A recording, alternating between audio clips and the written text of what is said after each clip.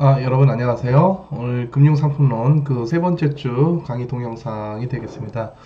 자, 지금 코로나 사태가 예상치 않게 계속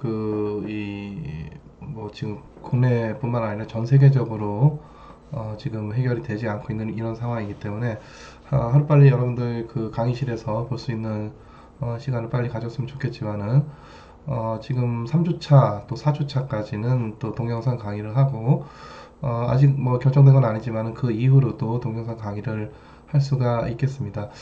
그래서 아무래도 여러분들 강의실에서 수업 듣는 것보다는 좀 생동감도 떨어지고 또 그 좀 지루하기도 하고 뭐 그럴 거라고 충분히 그 이해를 해요.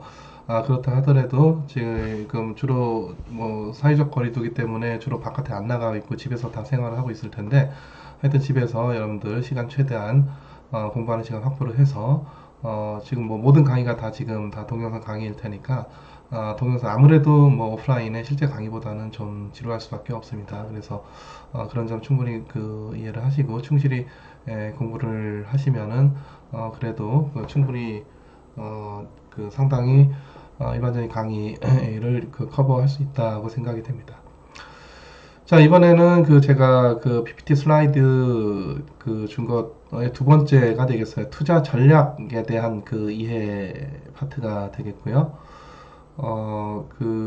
제가 그 이번 시간 그 강의 계획할 때 말씀드렸듯이 뭐 특별히 지금 교재는 없고, 사실 제가 지금 여기서 여러분들에게 알려드리는 내용은 어떤 책에서 사실 잘 나오지가 않는 굉장히 중요한 그런 내용들이 상당히 많이 있습니다. 그래서 어떻게 보면 좀 일반적으로 좀 쉽게 생각해 왔던 건데 좀 따지고 보니까 상당히 좀 어렵더라. 이런 문제들이 특히 좀 많이 있어서 특히 지금 이 투자 전략이라고 하는 건 결국 내가 뭔가 투자를 해서 좋은 수익률을 얻어내는 거, 그게 그 이 투자 전략이 이제 가장 중요한 그 목표가 되겠죠. 물론 리스크 관리라든가 이건 이제 부차적인 일이고, 근데 문제는 그 우리가 쉽게 알고 있는 그 수익률이라고 하는 걸 계산하는 데 있어서도 굉장히 좀 깊이 있게 생각을 해야 될 게 상당히 많이 있습니다. 그래서 이번 그 슬라이드 아마 3주차, 4주차가 될 것 같은데 이 내용이 언뜻 보기에는 사실 뭐 쉽게 이해되지만 가만히 잘 생각을 해보면은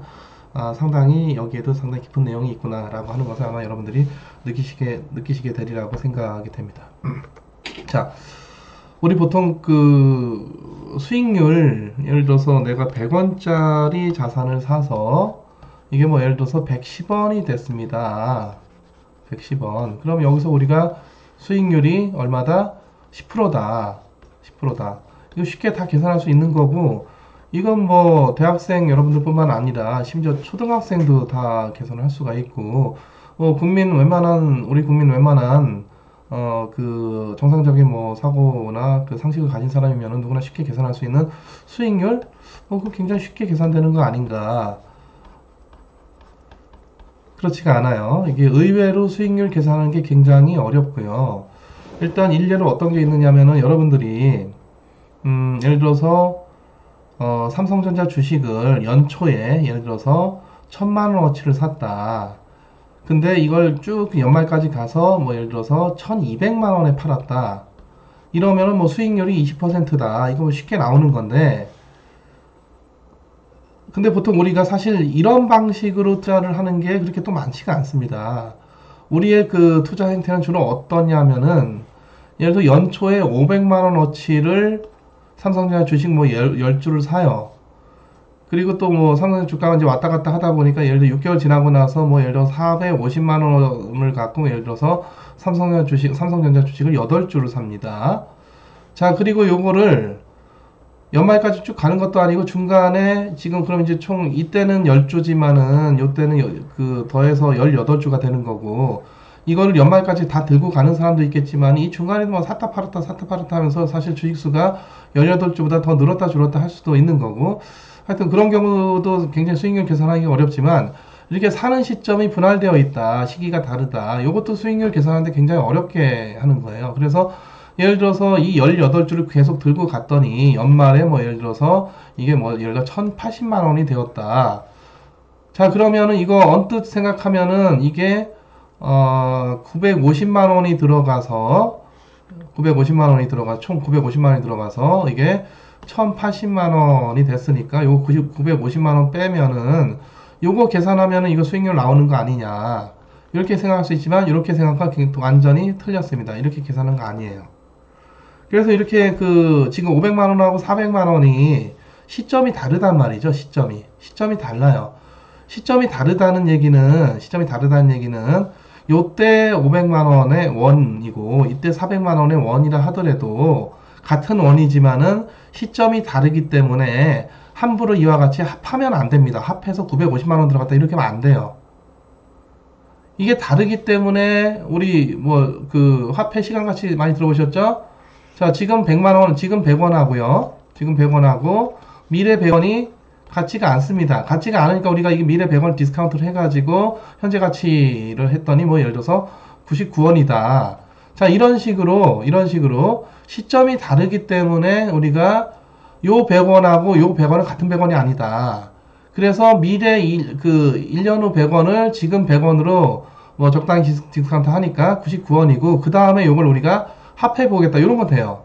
같은 시점이기 때문에. 이게 그 단위가 다르면 합하면 안 된다는 얘기가 너무 당연한 얘기인 게 우리가 예를 들어서 귤이 두 개가 있고 그리고 사과가 예를 들어서 3개가 있다. 더하면 뭐냐? 5개다. 글쎄요, 지금 뭐 유치원 학생이나 초등학생들한테 처음에 산수 가르칠 때는 지금 2개가 있고 3개가 있으니까 2 더하기 3이 얼마냐 뭐 이런 거 할 때는 뭐 좋은 이그잼플일지 모르겠지만은 귤 2개랑 사과 3개를 어떻게 합하겠습니까? 완전히 다른 건데 이 5개라고 하는 것도 다른 거죠. 이걸 굳이 하려면은 요 사과 3개를 귤로 바꿔줘야 되고 귤로 환산해줘. 그래서 사과 하나당 귤이 뭐 예를 들어서 3개다. 그러면 귤로 환산하니까 뭐 예를 들어서 이게 귤 9개가 되는 거고 그래서 합산하니까 뭐 귤 단위로 우리가 뭐 예를 들어서 11개다. 뭐 이런 식의 계산은 맞는 거지만 귤이 2개고 사과가 3개다. 그래서 합이 5개다. 이건 완전히 틀린 계산이란 말이죠. 이런 거는. 그래서 자, 요 얘기를 사실 여러분들이 굉장히 중요하게 받아들이실 필요가 있겠는데요. 그래서 앞서 말씀드렸듯이 이렇게 함부로 합하면 안 된다. 이와 같이 500만원하고 400만원은 시점이 다르기 때문에 이 다른 시점에 있는 머니를 이 같은 걸로 쳐가지고 근데 우리 사실 일상생활에서는 뭐 이런 얘기 굉장히 많이 합니다. 사실 엄밀히 따지자면은 내가 세금을 1년 동안 얼마 냈느냐 했는데 뭐 예를 들어서 연초에 뭐 예를 들어서 20만원 내고 6개월에 뭐 30만원 내고 내가 연말에 뭐 40만원 내서 세금을 1년 동안 총 뭐 예를 들어서 뭐 한 90만원 냈다 이런 식의 계산들 많이 하지만 엄밀히 따지자면은 사실 이것도 시점들이 다 다르기 때문에 이거 함부로 합하면 안 되는 거고요. 물론 일상생활에서는 그런 일이 많이 있긴 합니다. 자, 여기서 우리는 지금 보다 학술적으로 엄밀성을 따져야 되는 거기 때문에 이게 500만원, 400만원 함부로 합쳐가지고 이렇게 수익률 계산하면은 안 되는 거고. 자, 그래서 이걸 이제 어떻게 계산해야 되느냐 하는 문제가 있는데 주로 이런 경우에 필요한 게 내부 수익률, IRR, Internal Rate of Return이라고 하는 게 되겠고요. 아마 여러분들이 2학년 때 기업금융론이나 그 투자론 같은 공부 했었으면 IRR에 대해서 많이 들어보셨을 거고, 뭐 그렇지 않아도 나중에 또 다시 할 거니까 상관은 없습니다. 하여튼 이 수익률 계산하는 게 의외로 간단하지가 않다. 특히 이와 같이 현금이 들쭉날쭉하고 시점이 다를 때 들어갔다 나갔다 하는 이런 상황에서 우리가 수익률 계산하는 게 그다지 간단하지가 않고 이 경우는 상당히 우리가 전문적인 지식을 발휘를 해야 되는 그런 사항이다. 이렇게 볼 수가 있겠고요. 자, 요거 미안합니다. 요거 다시 지우고 요걸 좀 칠판처럼 쓰기 위해서 다 지우고 다른 걸 또 좀 쓰도록 할게요. 다 좀 지우겠습니다.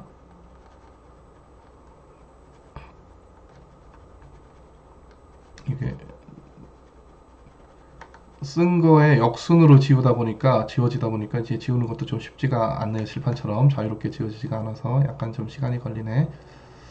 자,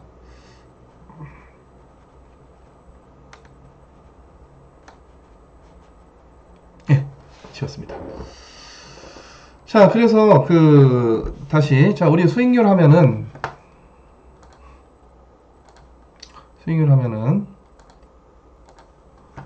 이렇게 퍼센트 이런 기호를 사용을 하는데 일단 그렇게 아까처럼 현금이 들쭉날쭉하는 그런 상황에서 수익률 계산하는 게 쉽지가 않고요. 자, 또 하나는 요 수익률에 대해서 어느 기간 동안 수익률이 발생했냐. 수익률은 기본적으로 이 수익률이라고 하는 거는 수익률은 우리 경제학에서 유량, 저량 얘기할 때 이건 유량 변수기 때문에, 기간이 중요하다, 기간이.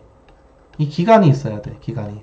그러니까 같은 10% 하더라도 이게 하루 동안 10%가 난 건지, 또는 6개월 동안 10%가 난 건지, 아니면은 뭐 1년 동안 10%가 난 건지, 자, 이런 것들이 사실 명확하게 있어야 됩니다.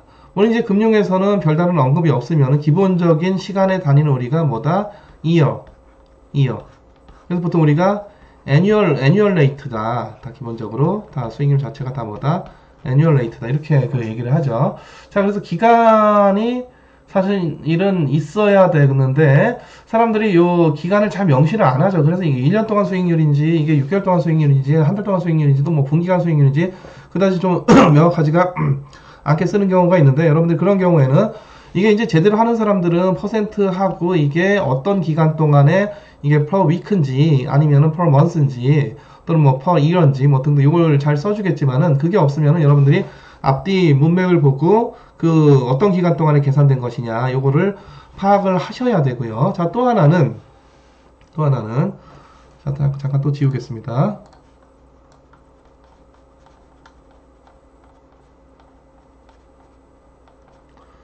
자, 기간의 문제도 중요한데, 자, 내가 주식 투자한다. 자, 내가 주식 투자에서 10%가 났다. 10%가 났다. 그 얘기는 혹시 이런 건가요? 내가 삼성전자 주식을 10주를 사서 1년 동안 보유했더니 삼성전자 주식이 스스로 나가지고 또는 삼성전자가 한 주 더 줘서 그 주식이 갑자기 물론 이른바 이 무상증자를 할 때도 있긴 있어요. 11주가 됐다. 그래서 내 삼성전자 투자 수익률이 10%다. 이런 의미인가? 아니죠. 아니에요. 요 몇 프로 상승했느냐를 나타내는 보통 우리가 수익률이 10% 났다는 얘기는 내가 예를 들어서 뭐 10주를 사던 한 주를 사던 뭐 내가 하여튼 뭐 예를 들어서 100만원 어치를 샀는데 주가가 올라서 그러니까 뭐 예를 들어서 내가 주당 10만원짜리 10주를 샀다. 근데 내가 1년 동안 들고 있어도 10주가 변하지 않고 10주는 그대로 있습니다. 그래서 이거 주식 단위를 치면은 0%야, 0%. 이거는. 뭘로? 주식 단위로는. 근데 주가가 뭐 예를 들어서 이게 이 10만원에서 11만원 상승했다. 11만원 상승했다. 그럼 이게 얼마가 됩니까? 110만원이 되죠. 110만원. 그래서 내가 몇 프로가 났다? 10%가 났다. 요 얘기죠, 요 얘기. 내가 주식 투자를 해서 10% 수익률이 났다는 얘기는 내가 처음 살 때도 주식은 10주였고 팔 때도 주식은 10주 그대로 있습니다. 그래서 주식 단위로는 0%예요. 주식이 스스로 자라나서 10% 수익률이 났다 결코 이런 얘기를 하는 거 아니고 주식 단위는 그대로 있는데 뭘로 측정을 하니까 원화로 측정을 하니까 내가 10주 살 때는 100만원이었는데 이게 내가 10주를 팔 때는 주당 이게 11만원이 돼서 110만원에 팔았다. 110만원에 팔았다. 그래서 수익률이 얼마다? 10%다. 이런 얘기죠. 그럼 여기 있는 2%하고 여기 있는 퍼센트하고 이게 뭔 차이가 있는 겁니까? 얘는 지금 어떤 단위로? 원화 단위로 측정을 했다는 얘기고 얘는 뭐 단위로? 그 주식 단위로 측정을 했다는 얘기죠. 다시 말해서 요걸 이제 우리가 가치 측정의 척도 글씨가 좀 안 좋죠. 가치 측정의 뭐다? 척도의 문제. 척도. 보통 우리가 조금 더 어려운 말로 이거 아마 여러분들 화폐금융론 같은 데 들어보셨을 거예요. 유머레어라고 하죠. 유머레어가 뭐냐의 문제입니다. 유머레어가 뭐냐. 그러니까 사실은 이 수익률 계산을 할 때 기간도 명시가 돼야 되지만 도대체 뭘로 측정해서 몇 프로냐 이게 바로 있어야 되는 거. 이게 보통 우리가 우리나라 경제에서는 미국 사람 달러 중요하겠지만은 우리나라 사람들한테는 원화 베이스. 다시 말해서 이 원화가 뭐가 된다? 바로 이 뉴메레어가 되는 거죠. 원화가. 그래서 사실 동일한 이 현상을 내가 주식을 10주에 사서 10주에 파는 이 현상을 내가 주식으로 평가를 하면 수익률이 제로가 되는데 제로죠. 10주가 그냥 10주니까 주식 단위로는 10주가 11주가 됐을 리가 없죠. 근데 뭘로 평가를 하니까 화폐로 평가를 하니까 열주가 그대로 가만히 유지가 됐음에도 불구하고 화폐로 어떤 화폐? 원화라는 화폐로 평가를 하니까 수익률이 10%가 낮다는 거고 우리가 보통 주식투자 수익률 할 때 이걸 얘기합니까? 이걸 얘기합니까? 당연히 이걸 얘기하죠. 이거를. 그때는 기본적으로 우리가 내가 말하는 사람들은 그렇고 듣는 사람도 그렇고 기본적인 베이스가 가치 측정의 베이스 또는 뉴메리어가 척도가 뭐다? 원화라고 하는 게 암묵적으로 우리가 합의되어 있기 때문에 그냥 내가 주식투자 수익률이 10%다 라고 얘기를 해도 크게 서로 간에 의사소통 간에 어떤 미스리딩 하는 게 없단 말이죠. 하지만 우리가 실제 주식 단위로 측정을 하면은 0%고 원화 단위로 측정하면은 10%다. 이건 굉장히 중요한 얘기예요. 왜? 뉴메리어에 따라서 달라진다. 한편으로는 미국 사람은 원화 단위로는 10% 수익률이 낮지만 결국 미국 사람은 이거 미국 들고 가서 달러 베이스로 수익률이 어떻게 되느냐 이것도 따져봐야 되잖아요. 그럼 또 10%랑 어떻게 달라지면 왜 달라질까요? 환율이 있기 때문에 환율이 가만히 고정된 게 아니고 환율이 변화하기 때문에 그 환율까지 감안을 하게 되면은 다시 말해서 원달러 환율이 올라갔다 내려갔다 하는 그거 다 감안해서 계산을 하게 되면 자기네는 중요한 건 원화 베이스 수익률이 아니라 뭡니까? 달러 베이스 수익률이죠. 그죠? 이 달러 베이스 수익률로는 또 우리가 원화 베이스 수익률을 다시 또 우리가 계산을 해줘야 되는 겁니다. 물론 이제 뭐 계산을 해줄 것도 없이 그 사람은 결국엔 내가 몇 달러 투자해서 몇 달러를 얻게 되는 이걸 갖고 그냥 쉽게 알 수 있는 문제이긴 하지만 자 어찌됐든 간에 이와 같이 우리가 뉴메리어가 뭐냐 이게 굉장히 이게 중요한 겁니다.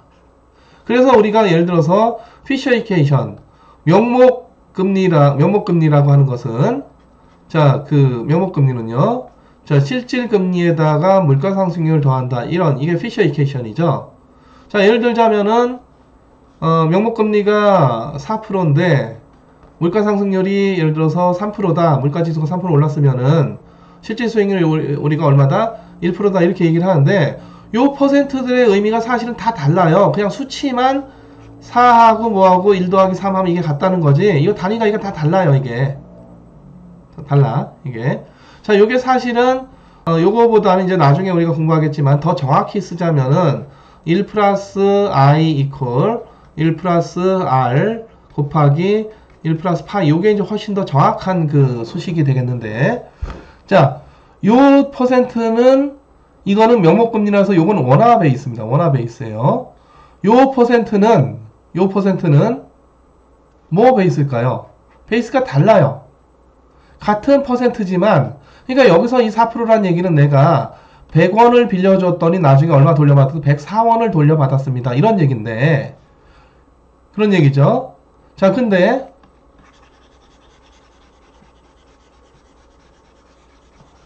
잠깐 지우겠습니다.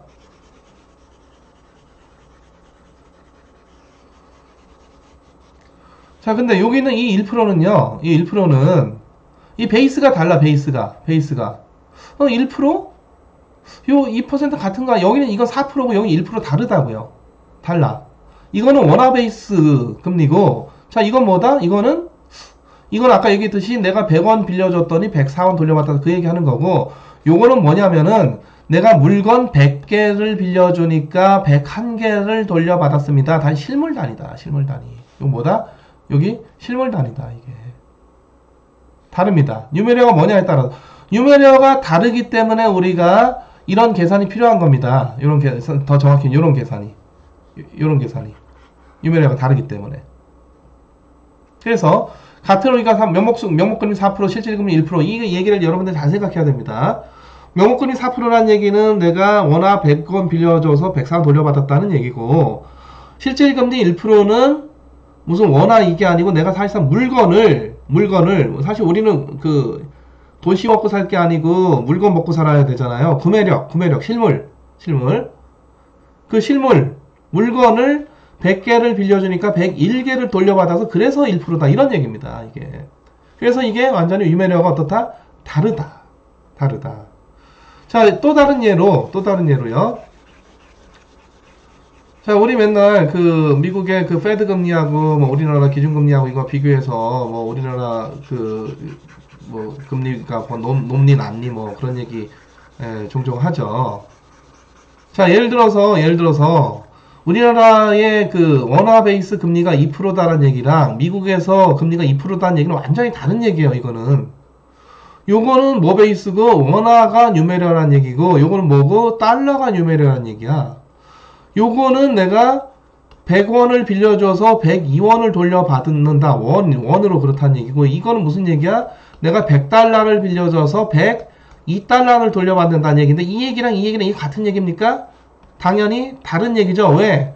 원하고 달러 간에 뭐가 있기 때문에 원달러 뭐가 있어? 1달러당 얼마냐라고 하는 그 환율이 있기 때문에 다른 얘기죠. 그래서 미국에서 우리나라에서 금리가 2%라는 얘기랑 미국에서 금리가 2%라는 얘기 완전 다른 얘기예요. 사실은 엄밀히는 이거 갖고 뭐 높네 낮네 이거 비교들 하고 있죠. 이거 사실 비교하면 안 되고 더 정확히 비교하자면 이 환율까지 감안해가지고 비교를 하는 게 맞겠다. 자, 또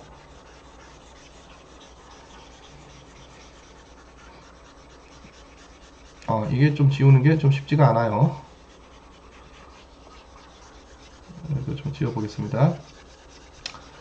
자, 예를 들어서 우리 그 주식시장에서 코스피 지수가 여러분들 주가 지수 알죠? 코스피 지수가 5% 올랐어요 하는 얘기랑 미국의 뭐 예를 들어서 S&P 500 지수가 뭐 예를 들어서 5% 올랐어요 하는 얘기랑 같은 얘기냐? 내가 지금까지 얘기했듯이 이 얘기는 완전히 다른 얘기다.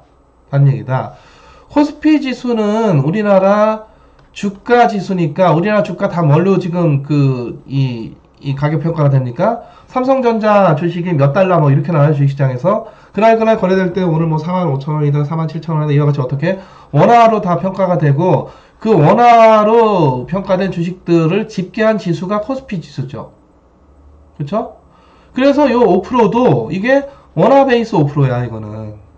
반면에 미국의 S&P 500이라고 하는 건요. 요거는 미국에 있는 미국 주식시장에서 거래가 되고 있는 주식들이 뭐 원화로 평가가 되겠습니까? 원화로 서로 뭐 커트되고 뭐 그러겠어요? 그럴 리가 없죠. 당연히 뭘로? 달러로 평가가 되고 각 개별 주식들이 그 주식들을 적절히 우리가 집계해서 인덱스, 주가지수를 만든 게 그 S&P 500 지수니까 당연히 이거는 뭐 베이스? 뉴메리어가 뭐다? 달러 베이스다.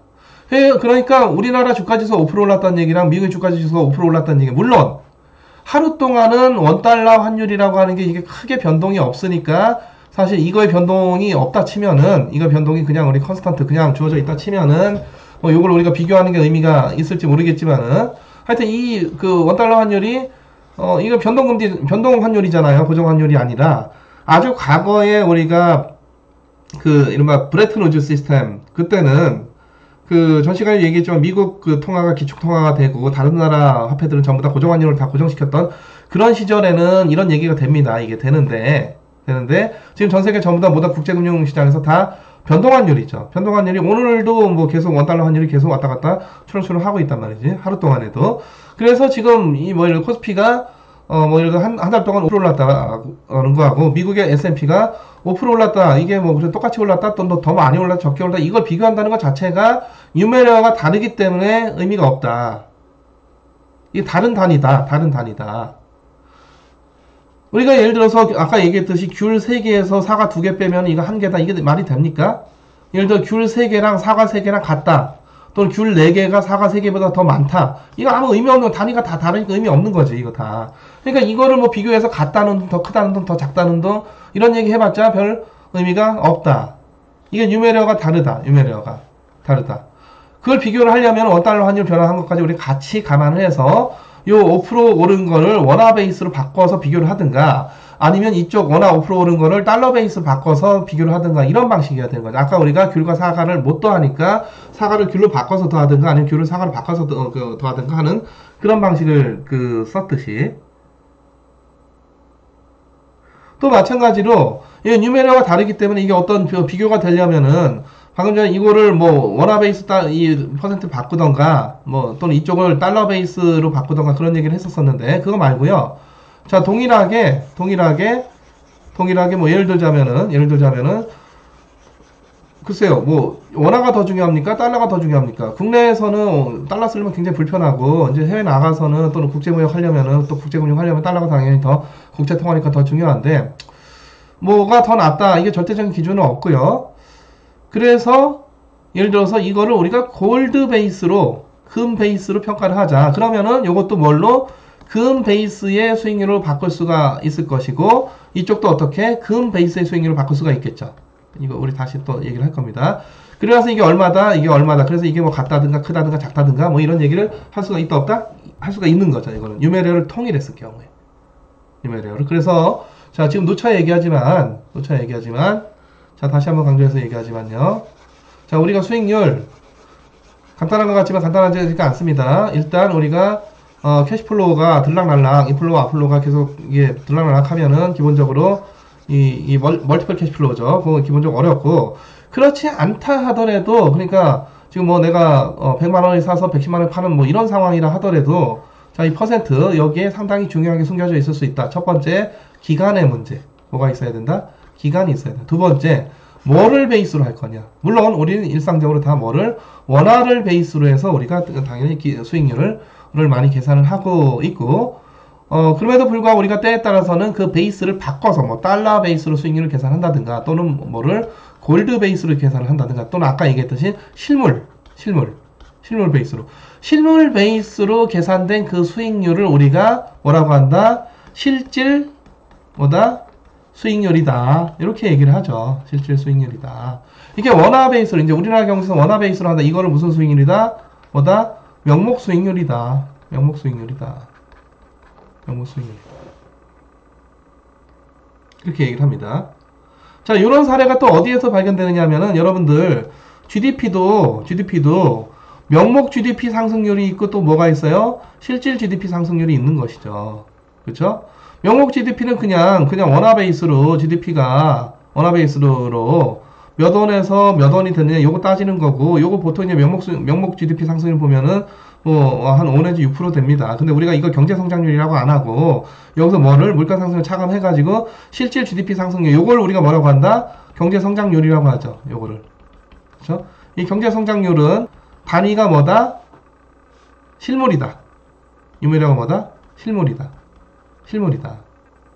요것도 유메레어가 달라져서 우리가 GDP 증가율을 원화 베이스로 할 거냐, 실물 베이스로 할 거냐, 그러니까 원화를 유메레어로 할 거냐, 그건 명목 GDP 상승률이고, 우리가 실물 유메레어로 해서 GDP 상승을 계산할 거야. 이때는 이게 바로 실질 GDP 상승률이고, 이 실질 GDP 상승률이 비로소 우리가 흔히 얘기하는 경제 성장률이다. 1년에 뭐 요즘 이제 자꾸 저성장돼서 뭐 2% 하기도 쉽지 않은 뭐 그런 국면이고, 요즘 코로나 사태 때문에 올해 경제 성장률이 아마 지금 뭐 0%보다 과연 높을 수 있을까? 이게 지금 이제 관건이 되겠는데, 하여튼 이때 유메레어가 다른 겁니다. 그래서 유메레어가 이게 우리가 기본적으로 원화 많이 쓰고 있지만은, 필요에 따라서는 이리저리 유메레어를 바꿔서 생각해야 될 필요가 있을 때도 종종 있다. 네, 자, 이제 long exposure, short exposure. 우리 보통 long position, short position 그렇게 얘기를 하고, 하지만 이제 exposure란 말은 이제 조금 더 그거보다 어려운 말이고요. 노출시켰다. 이런 얘기인데, long exposure다 그 얘기는 가격 상승에다가 배팅했다. 대신 가격 하락하면 망한다. 이런 얘기고, short position 또는 short exposure는 가격 하락에다가 배팅했다. 그래서 가격 상승 시 그 손실 본다. 이런 얘기가 되겠습니다. 그래서 요게 가만히 안 있고 이 리스크에 노출시키는 행위, 그게 롱 방향이냐 숏 방향이냐 이 얘기고, 그래서 롱 포지션, 숏 포지션 이런 용어도 쓰지만은 롱 익스포저, 숏 익스포저가 조금 더 어려운 얘기가 되겠습니다. 자, 방금 전에 얘기했듯이 이게 보통 이제 롱 익스포저 말 그대로 롱, 이게 플러스예요. 플러스. 숏은 마이너스고, 그래서 롱 익스포저는 자, 특정 자산 가격 상승하는 데다가 배팅한다 이런 얘기인데, 반대로 하락하면은 손실보는 리스크에다가 노출시킨 그런 상태, 그러니까 롱 익스포저 상태가 되겠습니다. 물론 여기서 이득과 손실이라고 하는 것도 뭘로 평가를 해서, 당연히 현금, 화폐로 우리 국내 경제에서는 당연히 원화로. 자, 요거는 금융상품 중에서 보통 이제 우리가 청구권이 있고 피청구권이 있는데, 청구권자는 롱 익스포저가 되는 거고, 피청구권자는 또 반대로 숏 익스포저가 돼요. 그래서 금융상품에 대해서 우리가 앞서 얘기할 때 금융상품이라고 하는 거는 반드시 지 혼자 가치가 있는 게 아니고 이게 뭔가 금융계약 때문에 청구권자의 어떤 금융계약의 가치가 있는 거거든요. 그 얘기는 피청구권자가 그 가치를 받아주는 피청구권자, 계약상 피청구권자가 받아주기 때문에 그 가치가 있는 거고, 잘 받아줄 것 같으면은 그 금융상품의 가치가 높은 거고, 그렇지 않으면은 금융상품의 가치가 낮은, 다시 말해서 거래 상대방의 그 이 카운터파티의 그 리스크, 그 이른바 리스크라는 게 기본적으로 내재되는 그런 것이 이제 금융상품이다. 그런 얘기를 우리가 전 시간에 한 적이 있었습니다. 그래서 그 하나의 금융계약이 성립한다는 얘기는 한쪽은 롱, 다시 말해서 청구권자가 되고 한쪽은 뭐가 된다? 피청구권자가 된다. 이런 그 얘기인데, 그 롱 방향의 롱 익스포저를 취한 쪽 청구권자가 롱 익스포저를 취한 게 되고, 그 반대 피청구권자가 사실은 숏 익스포저를 취한 그런 관계가 되겠습니다. 그래서 롱과 숏이 항상 같이 나타나서 플러스 방향으로 마이너스 방향으로, 그래서 이게 다 캔슬아웃 되면 다 기본적으로 금융계약은 사실 있으나 마나한 거다, 제로다, 그런 얘기를 했었었는데요. 자, 특정 자산 이게 이제 보통 이제 우리가 주식과 채권과 같은 이제 금융자산이지만 여러 가지 자산이 될 수도 있겠습니다. 부동산 같은 실물자산, 하여튼 그 가격 상승에다가 내가 베팅한다, 이런 거예요. 그렇죠? 그게 롱 익스포저고, 반대로 가격 하락될 것 같아, 그래서 그쪽에다 베팅했는데 반대로 상승하면은 손실나는 리스크에 처해진 그런 상태, 그게 바로 그 숏 익스포저가 되겠고, 앞서 얘기했듯이 이쪽은 청구권, 그러니까 대변 차변 중에서 어디? 차변. 자, 이쪽은 피청구권, 대변 차변 중에서 어느 쪽? 대변에 계산되겠습니다. 그 이 거래 행위 자체가. 자, 근데 내가 주가가 올라갈 것 같아서 주식 산다, 사서 보유한다, 다시 말해서 주식을 사서 보유하면은 주식에 대한 롱 익스포저를 취하는 거죠. 그래서 주가가 올라주면 좋은데 그게 떨어진다, 그럼 손실 보니까 내가 오르는 건 좋지만 떨어져서 내가 손실 볼 수 있다, 에라 모르겠다, 그냥 아무 익스포저를 안 취하고 그냥 내 캐시로 들고 있겠다, 이런 거거든요. 그게 바로 뭐다? 제로 포지션. 그러니까 그 어떤 특정 자산에 대해서 포지티브한 포지션도 아니고 마이너스 포지션도 아니고 그런 거고, 그 얘기는 그냥 우리가 캐시로 들고 있겠다, 이런 거예요. 근데 가만히 보니까 캐시로 들고 있겠다는 얘기는 내가 캐시에 대해서 뭐 하겠다? 캐시 가치가 올라갈 것 같아서 캐시에다 뭐 하고 있다? 롱 익스포저 취하고 있다. 되게 헷갈리네. 분명히 방금 전에 뭐라고 해서 제로 익스포저라고 해놓고 그리고 캐시가 들고 있는 행위를 얘기한다고 했는데, 근데 사실상 보니까 캐시를 들고 있는 행위다. 왜? 캐시 가격이 오를 것 같아서. 뭐 이런 거거든요. 일종의 화폐에 대한 투자 또는 화폐에 대한 투기죠. 우리 보통 이 케인즈가 얘기했던 거래적 동기, 예비적 동기 또는 이 투기적 동기를 얘기할 때 그 투기적 동기에 해당하는 그런 그 행위가 되겠는데, 그래서 이게 헷갈립니다. 분명히 아무것도 난 주식도 아니고 채권도 아니고 아무것도, 난 뭐 사는 것도 아니고 파는 것도 아니고 공매도 아니고 그냥 제로 포지션, 현금 들고 있는 건데 현금에 대해서 롱 포지션 취하고 있는 겁니다. 그래서 현금 1원이 그냥 현금 1원 그냥 가는 거니까, 물론 이제 이거 현금 말고 약간 유동성 떨어지는 예금에다가 예금으로 보유하면은 1원이 뭐 1 플러스 약간의 금리만큼 조금 더 커진 금액이 되겠죠. 자, 하여튼 우리가 그냥 이 주식도 싫다, 채권도 싫다, 나 그런 리스크 괜히 감당하기 싫다, 그래서 내가 화폐를 들고 있는 거예요. 그래서 제로 포지션이지, 아무것도 안 하니까. 근데 사실 화폐에 대해서 롱 포지션 취하는 거기 때문에 화폐 가치가 올라가면, 근데 화폐 가치가 뭐 올라가는 게 아니고 화폐 가치는 어떻게? 그냥 항상 1원이라서 수익률은 항상 제로가 되는 거죠. 그쵸? 1원이 뭐, 항상 1원이, 물론 예금은 좀 약간 금리가, 있겠지만은. 자, 근데 분명히 화폐를 들고 있는 화폐에 대해서 롱 포지션을 취하고 있기 때문에 화폐 가치가 올라가면, 이 얘기는 무슨 얘기냐? 상대적인 얘기인데, 주식이나 채권가격이 떨어지면 내가 화폐를 들고 있는 게 승리하는 거죠. 화폐 가치 올라가는 겁니다. 그렇죠? 그래서 이게 굉장히 상대적인 개념. 이 익스포저 이런 것들이 다 굉장히 아까는 분명히 제로 포지션이라고 했는데, 그래서 캐시를 들고 있다 보니까 나는 주식도 안 들고 있고 채권도 안 들고 있어. 그러다 보니까 캐시를 들고 있는 거야. 캐시에 대해서 롱 포지션 취한 거고, 내 화폐 가치가 올라간다? 화폐 가치가 절대적인 가치는 안 올라가죠. 대신 상대적으로 주식이나 채권 가격, 부동산 이게 떨어지면 내가 캐시 들고 있는 사람이 승리하는 거지. 반면에 내가 캐시를 들고 있는데 주가도 오르고 부동산 가격도 오르고 채권 가격도 올라. 나는 지는 거죠. 그래서 제로 포지션을 취했다 해서 안전한 게 아닙니다. 앞서 내가 롱도 싫고 가격이 오르면 좋은데 떨어지는 거 위험하고, 숏하면 가격이 떨어지면 좋은데 가격이 올라가는 거 위험해서 내 이도저도 다 싫어서 나는 제로 포지션 갖고 있겠다. 그 얘기는 화폐로 들고 있겠다는 얘기고, 화폐 롱 취하겠다는 얘기고, 근데 상대적인 관점으로 다른 자산 가격이 다 떨어지면은 이득 본다. 반면에 다른 자산 가격이 다 올라가게 되면 나는 캐시 들고 있는 바람에 손실 본다. 난 캐시를 들고 있으면 주가도 오르고, 채권 가격도 오르고, 심지어 부동산 가격도 오르고, 그럼 현금 들고 있는 사람이 지는 게임이죠. 그래서 이게 왔다 갔다, 어느 때는 이 제로고, 어느 때는 롱이고, 이게 모든 게 다 상대적이라서 그래요. 이게 물리학에만 상대성 이론이 있는 게 아니라, 이 경제학에도 여러모로 모든 게 상대적입니다. 모든 게 상대적이에요.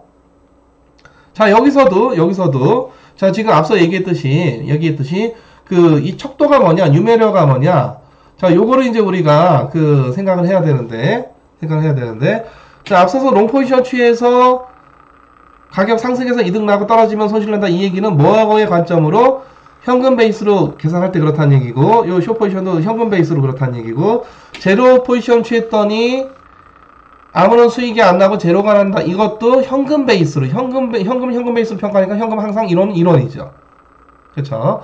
근데 여기에 상대성이 있어서 화폐를 보유하는 것 자체가 이게 롱을 취해서 내가 손실 날 수도 있다. 그 얘기는 뉴메리어가 바뀌면 그럴 수가 있다는 얘기. 다시 말해서 뉴메리어가 부동산으로 바뀌면은 내가 이론은 항상 이론인 게 손실 아닌 것 같지만 부동산 가격이 올라가는 바람에 내가 손실 보게 되는 거죠.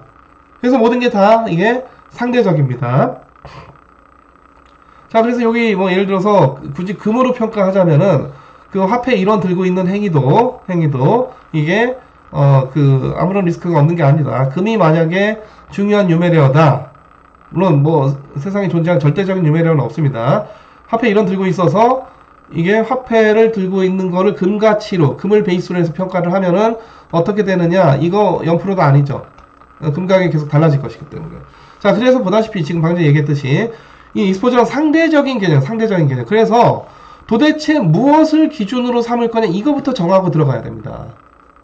기준. 뉴메리어. 그걸 정하지 않으면 막 제로 포지션인 것 같기도 하고, 무슨 롱 포지션인 것 같기도 하고, 막 쇼 포지션인 것 같기도 하고, 그럼 또 금으로 평가하면 어떻고, 이거 마구 헷갈리면은 안 되죠.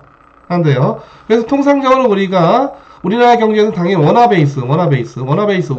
뉴메리어가 되고, 미국에서는 주로, 달러가 뉴메리어가 되고, 일본에 사람들은 일본 내 경제에서는 다 엔화로 평가하는 게 중요하게 되겠죠. 그렇죠? 자, 그래서 앞서 얘기했던 익스포저라고 하는 건 내가 롱이냐, 숏이냐, 또는 제로냐, 이게 굉장히 상대적인 개념이다.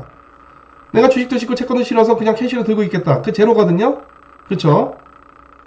근데 가만히 보니까 내가 현금을 들고 있는 거네? 현금에 대해서 롱 포지션 취하고 있는 거네? 실제로 내가 현금 들고 있는데 주가 올라가고 채권 가격 올라가고 부동산 올라가면 내가 현금 들고 있는 거가 이익이 아니라 손실 나는 거죠. 제로 가만히 내 가치가 유지가 되는 게 아니라 손실 나는 거예요. 그래서 다 상대적인 개념이기 때문에 자, 우리가 상당히 주의를 해야 된다. 자, 그래서 그렇다면 절대적인 의미의 제로 익스포저가 있느냐? 분명히 내가 이도저도 싫어서 사는 것도 싫고 파는 것도 싫어서 롱도 싫고 숏도 싫어서 제로를 했는데 현금 들고 있어요. 제로가 아니죠. 현금은 롱 포지션이야. 그렇다면은 그런 거 말고 진짜 내가 아무것도 위험이 없는 그런 상태. 다시 말해서 그 어떤 자산 가격 변화에도 전혀 위험이 없는 어떤 절대적인 의미의 제로 익스포저가 있겠느냐? 이게 되려면은 내가 진짜 아무것도 없어야 됩니다. 나한테 내가 가진 게 아무것도 없어야 돼. 그래서 한 10여 년 전에 돌아가신 법정 스님이라고 계신데 무소유를 얘기했는데 진짜 이 무소유 상태에서 구속에서 벗어날 수 있다. 진짜 무소유가 되면은 그게 가격이 올라가든지 내려가든지 간에 내가 지금 뭐 신경 쓸 필요가 없겠죠. 진짜 구속에서 벗어날 수 있을 것 같습니다. 근데 이 무소유라는 상태는 인간이 과연 무소유가 가능하냐? 내가 아무것도 없는 그지다. 집도 절도 없고 뭐 내가 돈도 없고 아무것도 없다. 그럼 뭐 옷도 없겠죠. 옷도 없고. 하지만 뭐는 있습니까? 나의 정신과 육체는 있죠. 이건 뭐냐? 이 인적 자본이에요. 인적 자본. 그래서 내가 이미 존재하는 순간, 우리 그 어떤 그 화폐적으로 평가되는 여러 가지 재물들이 전혀 없다 하더라도, 그럼 완전 제로 익스포저일 것 같지만은, 내가 이미 태어나서 존재하는 순간, 내 정신과 몸뚱아리라고 하는 그 휴먼 캐피탈, 이 가격이 오를 수도 있고 내릴 수도 있는 거죠. 여러분들이 지금 대학에서 공부를 열심히 한다. 뭐 하기 위해서? 여러분들 그 인적 자본의 가치를 어떻게 하기 위해서? 올리기 위해서. 기본적으로 여러분들은 여러분들 자신에 대한 인적 자본에 대해서 롱 포지션을 취하고 있는 겁니다. 그러니까 롱 포지션 취하면 그 가치가 어때야 돼? 올라가야 좋은 거고 떨어지면 안 좋은 거잖아. 그러니까 나의 휴먼 캐피탈의 가치가, 이 인적 자본의 가치가 이 떨어지는 리스크, 이거 안 좋죠. 이런 것도 방어를 해야 되고, 최대한 나의 그 인적 자본의 가치를 어때야 돼? 끌어올려야 되니까 여러분들이 뭐 중학교 때 공부도 하고 고등학교 때 공부도 하고 또 대학도 가서 공부하고 대학원 가서 공부하고, 그래서 인적 자본의 가치를 높이고자 하는 그런 행위다. 여러분들이 지금 대학을 다니면서 대학에서 공부를 하는 그런 행위도 그렇게 볼 수가 있는 거죠. 그래서 과연 절대적인 의미의 그런 어떤 제로 익스포저 이런 거는 있을래야 있을 수가 없어요. 존재하지 않는 사람이 있을지 모르겠지만은 이미 존재하면은 내 정신과 육체, 기본적으로 이 인적 휴먼 캐피탈의 가치가 오르락 내리락 하는데, 이미 벌써 그거에 대해서 롱 포지션 취하고 있기 때문에 그 가격이 떨어지면, 그 가치가 떨어지면 손실 나는 거예요. 그 리스크에 그런 롱 익스포저에 처해져 있는 거죠. 그 위험 노출 상태에. 물론 그래서 여러분들은 그 가치를 높이고자 노력을 하고 있는 거고, 뿐만 아니라 지금 뭐 내 소유는 아니지만은 내가 지금 내 마음대로 할 수 있는 시간, 또 공간, 이것도 어떻게 보면 무형의 자산이라고 볼 수가 있겠는데, 이런 것들이 내가 전혀 소유하지 않는다, 이럴 수는 없는 거죠. 내가 이미 존재하는 순간 나의 육신뿐만 아니라 나의 시간과 공간까지 다 내가 갖고 있는 거니까, 이 법정 스님이 얘기했던 아주 절대적인 의미의 무소유, 그거는 그야말로 이 불교에서 얘기하는 뭐 초탈 열반 뭐 이런 거, 완전은 이 존재 자체가 그냥 이 세계에서 다 사라지는 거, 이거 외에는 그야말로 절대적인 제로 익스포저 상태가 될 수는 없다. 그야말로 제로 익스포저 상태가 되려면은 존재조차도 하면 안 된다. 존재하는 순간 휴먼 캐피탈의 가격 변동에 노출되게 되는 것이죠. 자, 그래서 내가 자산을 조금이라도 갖고 있으면, 내가 뭐라도 들고 있으면, 기본적으로 뭐라도 들고 있으면 어떻습니까? 그 자산 가치가 하락하는 거 원치 않아요. 이거 싫어. 내 자산 가치가 상승하길 원합니다. 물론 여기서 이제 중요한 얘기가, 이 가치를 무엇으로 셀 것이냐, 가치 척도의 그 단위가 뭐냐, 또는 뉴메리아가 뭐냐. 물론 뭐다? 화폐다. 그러니까 앞서 지금 내가 방금 전에 그 인적 자본, 내 가치가 올라갔다 내려갔다 한다는 이 얘기도 뭘로 평가할 때 나의 앞으로 임금이 높아진다, 이런 거죠. 임금이 낮아진다, 이런 거. 임금 뭡니까? 이거 화폐죠, 화폐. 그렇죠? 그래서 무엇이든 간에 가치 평가, 지금 뭐 가치가 있다 없다, 오른다 내린다, 가치가 뭐 변동한다, 이런 얘기를 할 때도 분명히 뭔가 뉴메리어가 분명히 있어야 됩니다. 있어야 돼요. 그래서 지금 내가 자산을 조금이라도 있으면 그 가치가 올라가는 걸 원해. 자, 가치가 올라간다. 뭐의 관점에서 뉴메리어 베이스가 뭐야? 금, 달러. 우리나라 경제에서는 당연히 보통 다 원화 베이스로 그 가치가 올라가기를 원하는 거죠. 자, 그래서 예를 들자면은, 자, 부동산 들고 있어도 부동산 가격이 올라야 돼요. 떨어지면 싫어. 그쵸? 물론, 부동산 가격이 오른다, 내린다는 금으로 평가한 겁니까? 달러로 평가한 겁니까? 내가 부동산 10억짜리 사서 12억 됐으면 좋겠죠? 내가 부동산 10억에 사가지고 8억 되면 안 좋잖아. 이거 다 뭘로 평가하는 거야? 현금, 화폐로 평가하는 거고. 자, 주식을 내가 보유하는 순간 역시 불안해. 왜? 올라갈 수도 있고 떨어질 수도 있어. 여기서 올라간다 떨어진다는 얘기는 주식 자체가 10주가 11주 되고 12주 되고 이건 아니죠. 10주가 9주 되고 8주 되고 이건 아니고, 주식 수는 그대로 있는데 그거 뭘로 평가할 때? 화폐로 평가할 때 그 주식 가치가 올라갈 수도 있고 떨어질 수도 있어서 내가 위험하다, 또는 그런 상태가 이 가격 떨어지는 상황이 싫다. 주식을 들고 있기 때문에 그래요. 그래서 이도저도 다 싫어서 현금 들고 있어. 그 현금 들고 있으면 완전히 불안하지 않고 그냥 완전 안전빵입니까? 뭐 아무 세상이 어떻게 돼도 전혀 상관이 없어요. 문제는 현금 들고 있어도 불안해요. 왜? 현금 가치 떨어질까봐. 현금 가치가 떨어진다? 내가 현금 1원 들고 있는데 갑자기 현금이 0.9원 되고 0.8원 되고 막 이럽니까? 현금이 무슨 뭐 감가상각되는 무슨 실물 자산이에요? 그럴 리는 없죠.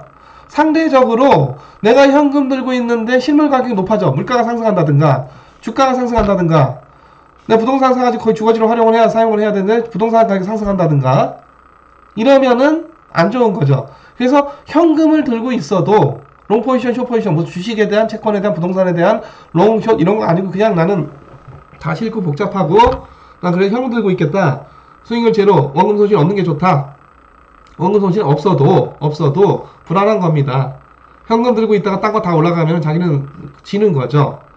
대표적으로 부동산까지 안 가고 물가 상승한다. 물가가 상승해. 그럼 내가 현금 들고 있다가 물가 상승하기 전에 물건 100개 살 수 있었었는데 물가 상승하는 바람에 같은 돈으로 현금은 그대로 유지가 되는 거니까 같은 돈으로 내가 97개밖에 못 산다. 이건 지는 거예요. 손실 나는 거죠. 이때는 유매력가 뭘로 바뀌었습니까? 실물로 바뀐 거지. 그래서 이게 사실 다 모든 게 이게 상대적이기 때문에 자 지금 아까 누차 얘기했듯이 유매력가 뭐냐 이거부터 우리가 항상 명확히 정할 필요가 있다. 자 그래서 결국은 그 내가 자산을 뭐라도 들고 있으면은 이 가격이 오를 수도 있고 내릴 수도 있는 건데 이거에 대해서 롱을 취해야 될까 숏을 취해야 될까 또는 제로를 취해야 될까 도대체 어떤 자산으로 지금 들고 있는 게 가장 좋을까 이런 고민을 항상 하는 거죠. 그래서 지금 주가가 뭐 워낙 많이 떨어지니까 지금 코로나 사태로 전 세계적으로 또 국내 그 주식시장 마찬가지로 갑자기 개미 투자자들이 막 40조 원을 들고 가서 막 주식을 산다고 그래요. 그래서 내가 이런 사람들은 40조 원 캐시로 들고 있는 것보다는 주식으로 들고 있는 게 더 낫겠다라고 판단하는 사람들이 이 캐시 40조 원 들고 와서 그걸로 주식을 사는 거죠. 그러니까 현금에 대해서 롱 포지션 취하고 있던 사람들이 주가 떨어지니까 때는 이때다 하고 와서 주가 많이 떨어졌기 때문에 앞으로 코로나 사태 해결되면 앞으로 주가가 오른다라고 생각을 해서 지금 내가 주식 형태로 주식에다 롱 포지션을 취하는 것이 좋겠다. 그래서 요즘 막 주식시장을 막 그 개미 투자자가 많이 몰리고 있는 겁니다. 그쵸? 자, 근데 결국 우리가 이 뭐 재산의 그 관리 또는 재산의 운용 또는 뭐 우리 뭐 에셋 매니지먼트 자산 운용이라고 하는 거는 결국 어떤 자산 형태를 이제 보유하는 가장 좋을까의 이런 문제고 그 얘기는 어떤 자산에 대한 롱 포지션 취하는 게 좋겠느냐 숏 포지션 취하는 게 좋겠느냐를 실시간으로 결정을 해야 되는 그런 문제인데 이도저도 다 싫어서 내가 현금으로 들고 있어서 어느 자산에도 나는 롱이든 숏이든 안 하고 제로 포지션 취하겠다. 제로 익스포저다. 하지만 결국 그거는 현금에 대해서 롱 포지션 취하는 거다. 현금에 대해서. 물론 현금이 유매료가 된 상태로 보면은 내가 다른 자산들은 아무것도 안 들고 있어서 제로 포지션이지만 사실 현금을 들고 있는 거예요. 그렇죠? 그래서 현금을 들고 있기 때문에 그 현금을 이라고 하는 자산을 들고 있기 때문에 없으면 위험이 없지만 들고 있는 순간 가격 하락의 위험에 노출이 됩니다. 현금 가격이 하락한다. 이거는 상대적인 개념으로 다른 자산 가격이 오르게 되면 현금 가치가 하락하는 거죠. 현금의 특히 우리가 실질 가치가 하락하는 거지. 물가가 상승하게 되면은. 자, 그래서 결국은 이 투자 전략이라고 하는 것도 자 어떤 자산 형태를 보유하는 게 가장 좋을까의 문제이지만 일단 우리가 먼저 정해야 되는 거는 뉴메리엄 뭘로 평가를 할 때 당연히 이제 우리나라 경제에서는 당연히 우리나라 투자자들은 당연히 뭘로 원화를 평가할 때 원화를 뉴메리어로 이 사용을 기본적으로 하는 것이죠. 자, 그래서 다시 한번 강조하지만 현금 들고 있다 해서 완전히 제로 포지션인 것 같지만 현금 드는 바람에 상대적인 관점으로는 손실이 날 수도 있겠습니다. 자, 그래서 이 익스포저라고 하는 거는 이게 모든 게 다 우리 물리학의 상대성 이론처럼 물리학에서 모든 게 다 상대적이다 이런 거죠. 아인슈타인이 얘기했던 게 내가 어느 자산을 갖고 있을 때 이득이냐 손실이냐 이것도 다 우리가 상대적일 수밖에 없어요. 왜냐하면 모든 자산 간의 교환 비율이 항상 존재합니다. 현금과 부동산, 현금과 주식과 부동산, 또 금과 부동산, 금과 현금 등등 다 상대적 교환 비율. 우리 경제학에서 우리가 가격 얘기할 때 원화로 평가한 가격을 얘기하지 않고 보통 우리가 미시경제학 처음 얘기할 때 보면은 뭘로 합니까? 미시경 처음에 우리가 상대 가격이라는 개념이 있죠. 상대 가격. 가격은 기본적으로 상대 가격이에요. 상대 가격. 근데 일단 특별히 어떤 뉴메리어가 안 정해져 있다. 이런 얘기죠. 그러면 이렇게 상대적 개념을 e스포츠로 취급하게 되면은 이게 막 제로 됐다, 갑자기 롱 됐다, 막 그 이득된 것 같기도 하고 손실된 것 같기도 헷갈리니까 우리가 뭔가 그 뉴메리어를 정해야 되는데, 그럼 원으로 정하면 되는 거냐? 원을 베이스가 중요한 사람도 있고, 난 그거보다는 나 물건 사는 게 더 중요해. 실물 베이스가 더 중요한 사람도 있어요. 또 어떤 사람 달러가 더 중요하다고 해. 어떤 사람 또 골드, 금이 더 중요하다고 해. 도대체 어떤 뉴메리어를 써야 되냐? 다시 말해서 이런 세상에 존재하는 다양한 이런 것만 또 뉴메리어가 되는 게 아니라, 예를 들어서 쌀, 이런 것도 뉴메리어가 될 수 있습니다. 쌀 한 가마니냐 두 가마니냐 쌀로 셀 수도 있는 거죠.